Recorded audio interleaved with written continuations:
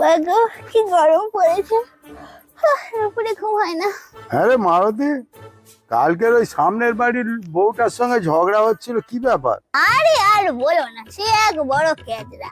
আসলে পায়খানায় গেছিলাম ঘরের চাবিটা নিয়ে, আর পড়ে যাবে না, সেই পায়খানার এর মধ্যেই পড়ে গেল। তাই পাশের বাড়ি থেকে একটা হাতা চেয়ে নিয়ে ওই চাবিটা তুলেছি। তা হাতাতে হলুদ হলুদ লেগেছিল। আমাকে জিজ্ঞেস করলো ওই যে হাতাতে হলুদ হলুদ কি লেগেছিল। তখন আমি বললাম ওই পায়খানার গু থেকে চাবি তুলেছি। তখন কি ঝগড়া, তুমি জানো আমি সব মিথ্যে কথা বলতে পারি না। হ্যাঁ, তারপর কি হলো? তারপরে আর কি হবে, হাতাটা নিয়ে একটুখানি ঘাটে গিয়ে ভালো করে মেজে নিয়ে ওই তো ভাত তরকারি তুলছি, কি আবার হবে। সত্যি মালতী, তোর ঘেন্না পিত্তি বলে কিছু নেই। ওই গু লাগা হাতায় তুলে তোরা খেলি?